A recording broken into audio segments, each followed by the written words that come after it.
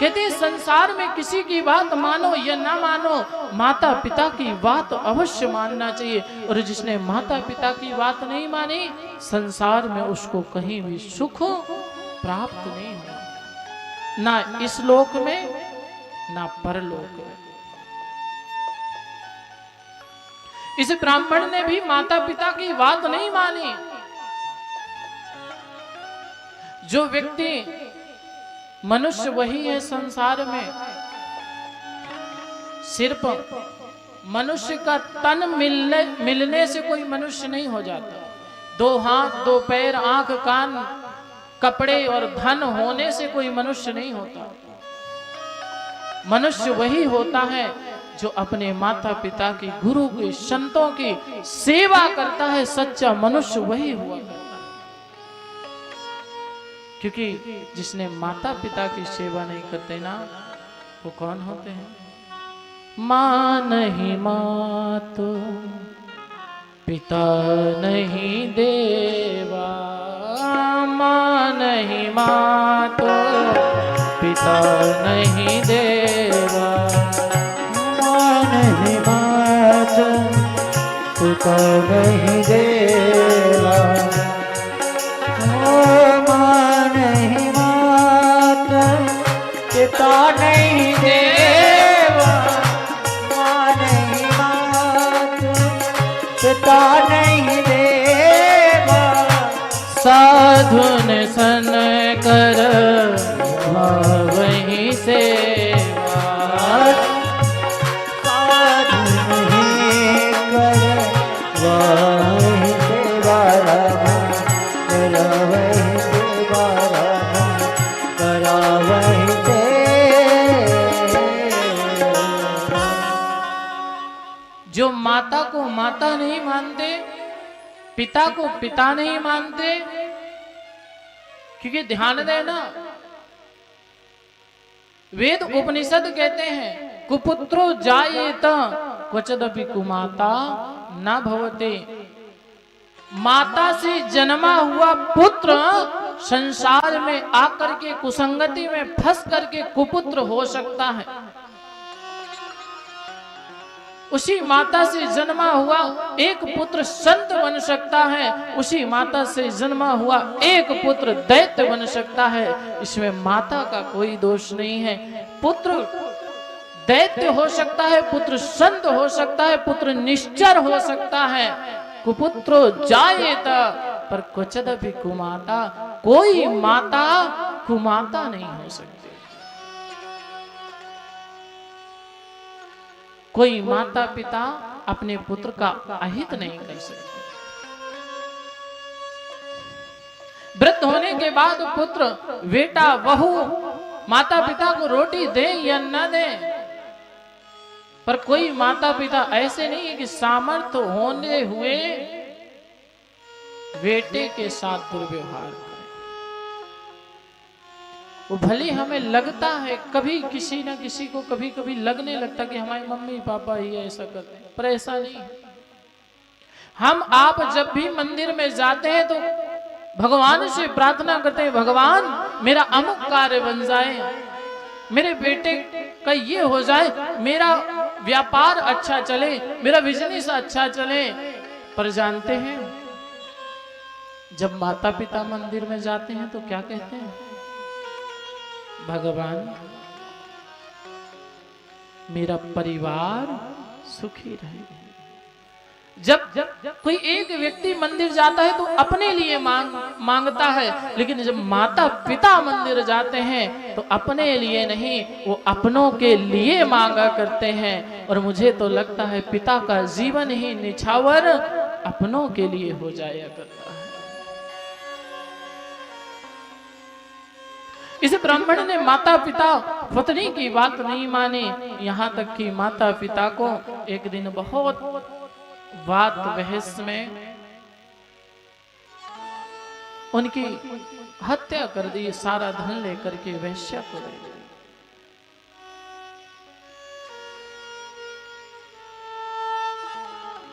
जब वैश्या को पता लगा कितना बड़ा हत्यारा है, तो इसके साथ रहेगा कौन? छोड़ छाड़ के घर में ताला लगा करके भाग गई। अब तो यह देवराज दिन रात चोरी करता, चोरी करके लोगों को लूट करके ठग कर करके अपना जीवन यापन करता। अब मजबूरी बन गई। जब माता पिता थे समझा रहे थे तब समझ नहीं आया, अब मजबूरी बन गई, अब वो बन के रहना पड़ रहा है। जब माता पिता समझाते हैं तो बुरा लगता है, लेकिन जब वो समय आ जाता है तो लगता है कि जो पिताजी बात कह रहे थे वो सही थे।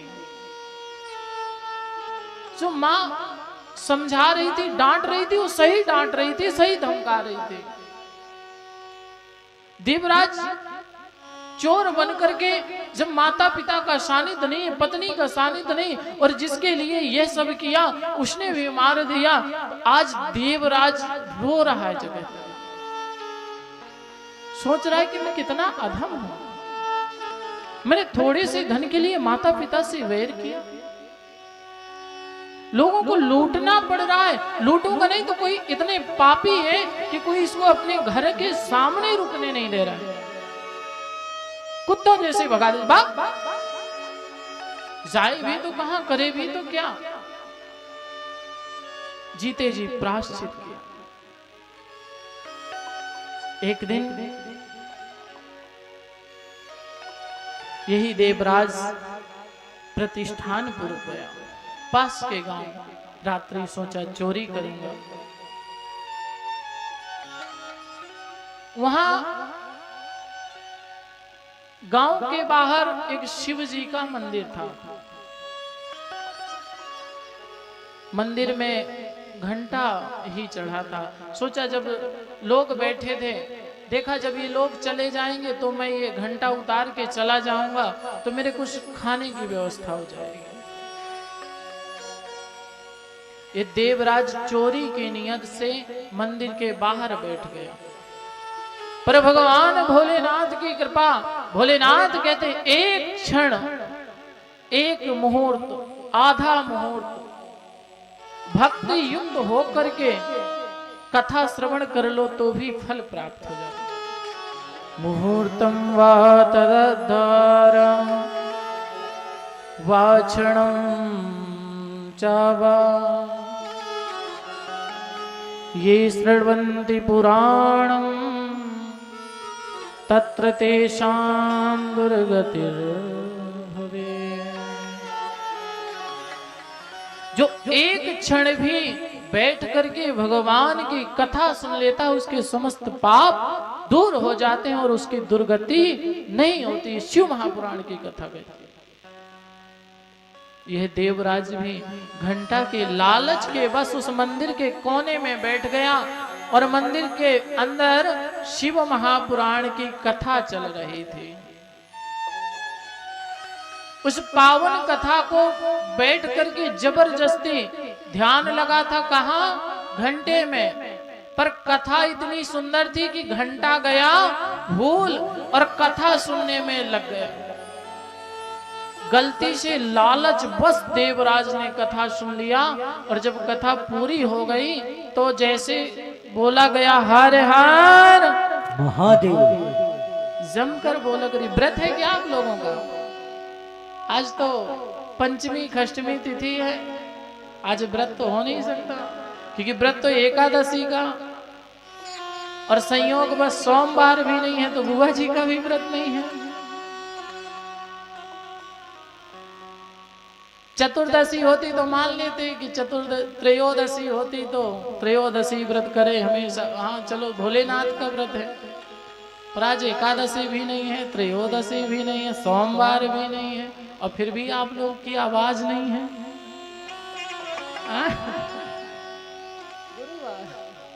बुधवार, हाँ आज बुधवार, अब बुध के दिन तो सब शुद्ध, तो आवाज में तो देखो भाई कंजूसी ना करो। जिस जिसको भगवान ने आवाज दी। अच्छा, ये आवाज से कितने प्रकार के काम करते हैं? सब काम लगभग संसार का हर एक काम आवाज से करते हैं। और विशेष काम, प्रमुख काम किसी की आवाज ना निकल रही हो, बिल्कुल थोड़ी थोड़ी। क्या हुआ भाई? बहुत थक गई, इतना काम किया, शरीर में हिम्मत नहीं बोलने की। अच्छा, थोड़ी देर में देखो पड़ोस में बुराई होने लगे, फिर देखो घर से निकल के रोड में खड़े हो करके और इतनी तेज से बोलेंगे कि दूसरे गांव के लोग भी, दूसरे मोहल्ला के लोग भी सुनेंगे, भैया उनका लड़ाई हो गई, वहां जाना नहीं। इतनी आवाज निकलती, पता नहीं कौन सा एंटीबायोटिक मिल जाता है कि आवाज 10 गुना हो जाती।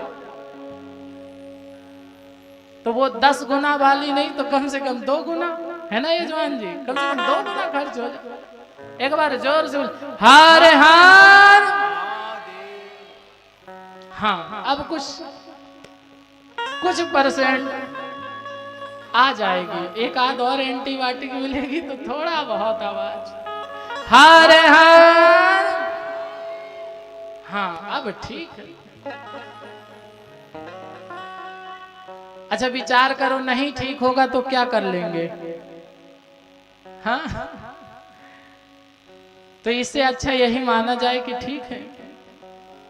एक महात्मा जी गा रहे थे, सीताराम सीताराम सीताराम कहिए, जहीं विधि राखे राम तहीं विधि रहिए।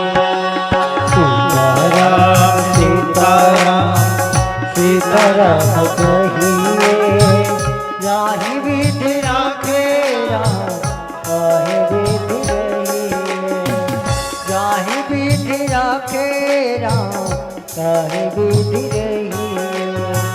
सीताराम सीताराम सीताराम कहिए, जाहि विधि राखे राम ताहि विधि रहिए। धन्यवाद निर्विवाद, कोई विवाद भी ना हो, धन्यवाद भी हो।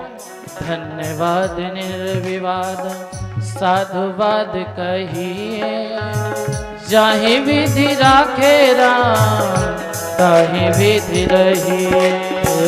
सीताराम सीताराम सीताराम कहिए, जाहि विधि राखे राम ताहि विधि रहिए। जय हो शंकर भगवान की।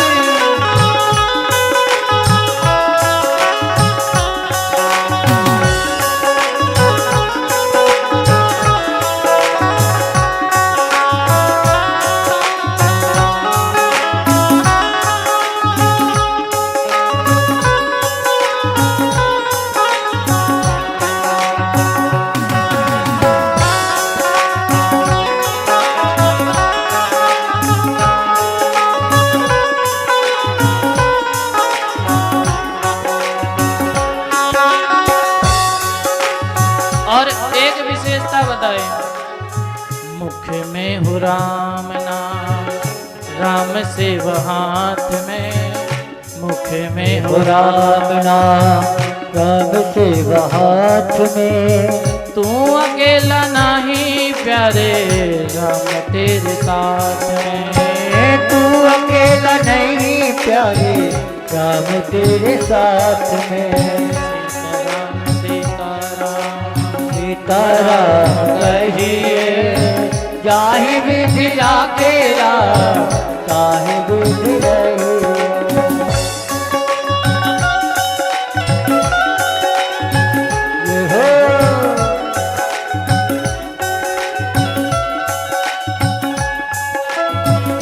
ताली की सेवा करते हुए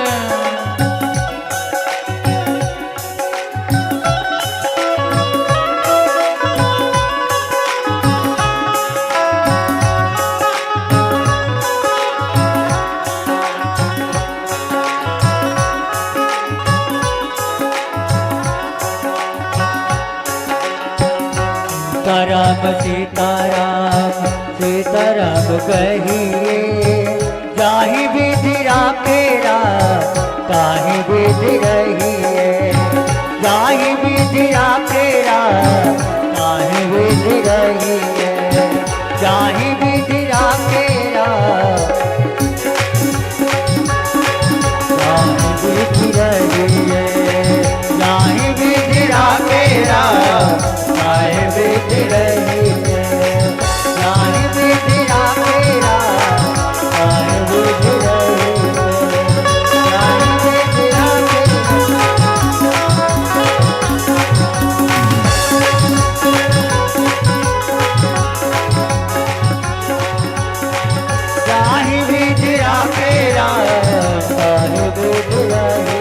धर्मराज को ले गए नरकों को दिखाते हुए, वैसे ही वहां एक परम अद्भुत विमान उपस्थित हो गया और 4 भुजाधारी मस्तक पर त्रिभुए,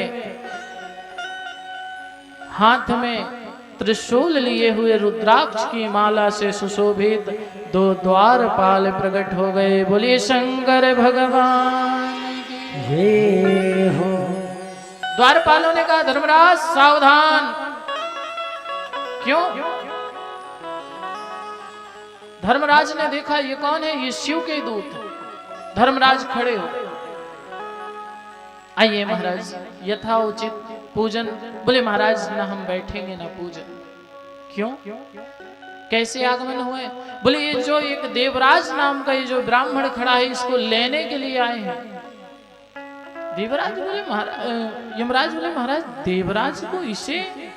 हाँ, अरे नहीं, आपको कोई गलती हो गई है, आपकी सूची में कोई गलत नाम जोड़ दिया गया है, कोई दूसरा यमराज होगा। शिवदूत बोले ना जी ना, भोलेनाथ का आदेश है। भोलेनाथ? अरे भोलेनाथ छोड़ो, इस अधम इस दुष्ट पापी को तो प्रेतनाथ, प्रेत भी दया नहीं कर सकता, भूत भी दया नहीं, तो भूतनाथ कहां से दया करेंगे? ना इस पे कोई देवता दया कर सकता है, ना कोई दानव, ना कोई मनुष्य, ये दया का पात्र है ही नहीं। इस पे महादेव क्यों दया करेंगे? ये अधम पापी, जाओ लौट जाओ, अभी सूची देख के पूछ के आओ महादेव कुछ गड़बड़ तो नहीं हुआ। शिवदूत पुनः लौटे, महाराज यमदूतों ने कहा कुछ गड़बड़ तो नहीं हुआ, ये तो इतना पापी है। भोलेनाथ बोले लेके आओ। फिर से आए, बोले महाराज लेके जाना ही पड़ेगा। अब देवराज खड़ा संकट में। देवराज ने नरक देखे थे, यमदूत देखे थे, अब शिवदूत देख लिए। देवराज सोच रहा है कि जिन नरकों में जाना था, यमदूत कह रहे थे यहाँ नरक कम है जो तुमने पाप किए हैं, तो ये महाशय आए हैं, ये और बड़े नरक में डालेंगे। तो हाथ जोड़ के खड़ा है, महाराज इससे तो भले यही लोग हैं, कम से कम प्रेम से बात तो कर रहे थे। ये लोग तो इतने बड़े हैं कि साक्षात धर्मराज खड़े हो गए, ये लोग क्या दशा करेंगे? बोले सभी पाप सुनाए धर्मराज ने। बोले इसका कोई एक पुण्य बता दो जिससे जा रहे हो। यमदूत फिर आए, बोले महाराज इसके पुण्य बता दो। भोलेनाथ ने बताया। पुण्य सुन करके शिवदूत गए, बोले देखो इसके जीवन में लाख करोड़ पाप हैं, पर गलती से क्रोधवश, कामना के वश इसने पाप किया। बाकी संपूर्ण जीवन ये यही सोचता रहा कि ये कैसे हो। दूसरा, इसके जीवन में 2 पुण्य हैं। प्रथम पुण्य, इसने शिव महापुराण की पावन कथा सुनी है, इसलिए ये शिवलोक जाए। दूसरा पुण्य, बोले महाराज इसने शिव महापुराण का प्रसाद ग्रहण किया है। जो शिव महापुराण कथा की महिमा है, उतनी ही महिमा शिव महापुराण के प्रसाद की है। बोले इसके संपूर्ण जीवन में 2 पुण्य है, इसीलिए ये यमलोक, ये शिवलोक जाएगा। और शिव के दूत पकड़ करके बैठा करके विमान में सम्मान सहित इसको सुंदर गाजा बाजा के साथ शिवलोक की ओर प्रस्थान किए। बोले शंकर भगवान के। समुद्र निकटे देशे ग्रामो वास्कल संग कहा, वसंती अत्र पापिष्ठ वेद धर्मोजिता जन।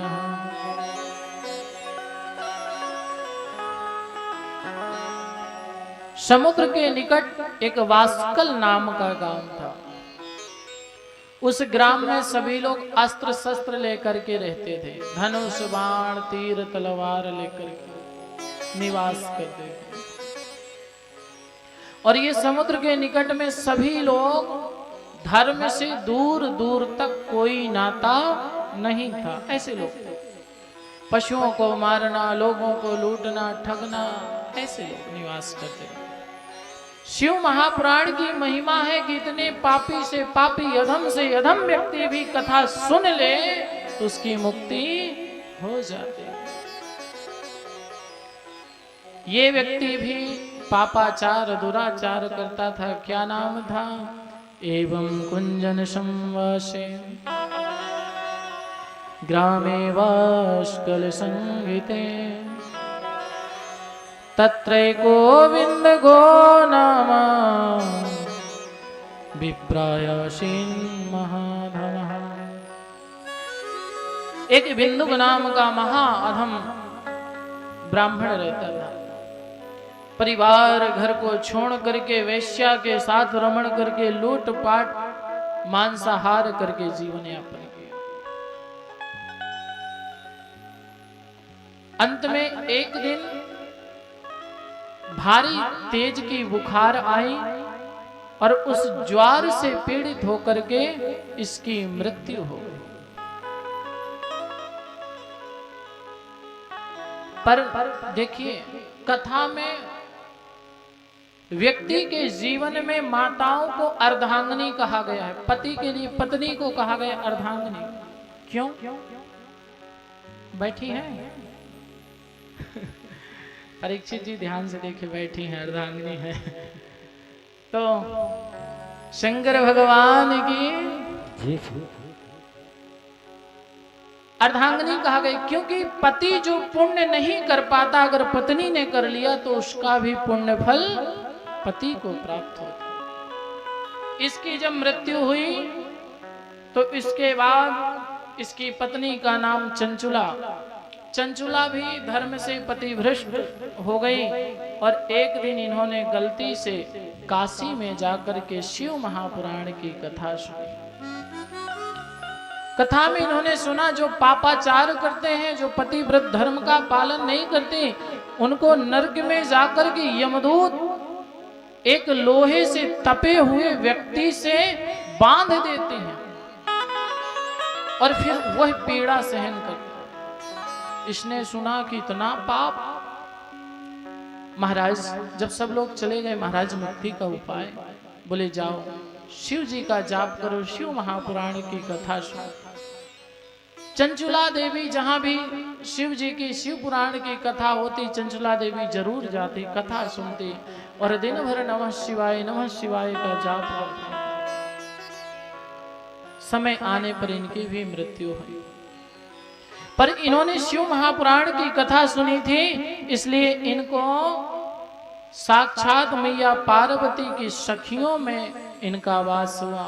एक दिन चंचुला उदास बैठी और मैया पार्वती आई, बोली उदास क्यों? चंचुला बोली मैया मेरे पति का क्या हाल है, ये सोच करके मैं उदास हूं। मैया गौरा बोली ध्यान लगा करके देखती हूँ। ध्यान लगा करके देखा तो ये बिंदु प्रेत बना हुआ रेगिस्तान के जंगलों में डोल रहा था। बोले रेगिस्तान के जंगल में तुम्हारा पति प्रेत बना है। अब तो ये रोने लगी, रो करके बोली मैया इसकी मुक्ति का कोई उपाय बतलाओ। मैया पार्वती ने कहा इसके लिए एक ही उपाय है। क्या है? शिव पुराण। तुम्बुक ऋषि को भेजा, जाओ। तुम्बुक नाम के गंधर्व गए, जाकर के इस बिंदु को कथा सुनाई। जैसी कथा पूर्ण हुई, इस बिंदुक नाम के प्रेत को भी शिव के समान स्वरूप प्राप्त हुआ और अंत में शिवपुर में वास प्राप्त हो गया। बोले शंकर भगवान की जय हो। दो कथा आई माताओं महात्मा में। पहली एक जीवित व्यक्ति ने सुनी, अधम था, पापी था, खल था, उसका उद्धार हुआ। और एक मरे हुए प्रेत ने, जो व्यक्ति मर गया प्रेत बन गया, उसने कथा सुनी, उसका भी उद्धार हो गया। कथा का अभिप्राय है जो व्यक्ति जीवित है भक्ति से कथा सुनता है उसका तो उद्धार होता ही होता है। जो व्यक्ति मर गया है अगर उसके निमित्त भी कथा सुनाई जाए तो शिव पुराण से उसका भी उद्धार हो जाता। और तो और शिव महापुराण की कथा से जैसे कोई अमृत पीने वाला एक व्यक्ति अमर हो सकता है, लेकिन जिसने शिव महापुराण कथा रूपी अमृत पी है उसके संपूर्ण परिवार का उद्धार हो जाता है शिव महापुराण का। बड़ी महिमा कही महाराज। कथा कैसे सुनना चाहिए? कथा संकल्प से सुने। कथा के बड़े नियम बताए। पया पानम घृत पानम, व्रत रह करके कथा सुने, व्रत रह करके नहीं तो पय पान करके कथा सुने, फलाहार करके कथा सुने। फलाहार संभव न हो तो एक टाइम भोजन करके कथा चकाचक सुने। एक टाइम न संभव हो दोनों टाइम करके भोजन करके कथा सुने, और लेकिन कथा अवश्य सुने। कथा प्रारंभ होती है प्रयाग में। धर्म क्षेत्रे महाक्षेत्रे गंगा कालिंद संगमे, प्रयागे परमे पुण्ये ब्रह्मलोकस्य वर्तमने। साधु पृष्ठा साधवो वस्त्रे त्रैलोक्या हितकारिकम्, गुरु स्मृत्वा भव स्नेहान् वक्षेत शृणोयाद। ऋषियों ने कहा महाराज, प्रयागराज की भूमि में बैठे वेद व्यास बोले महाराज ये बताइए कि बाबा भोलेनाथ ने सृष्टि क्यों करी? सारा जंजाल सारा अधर्म पाप सब संसार में ही है, तो ये संसार किसने बनाया? बाबा भोलेनाथ ने। तो भोलेनाथ ने इस संसार को क्यों बनाया?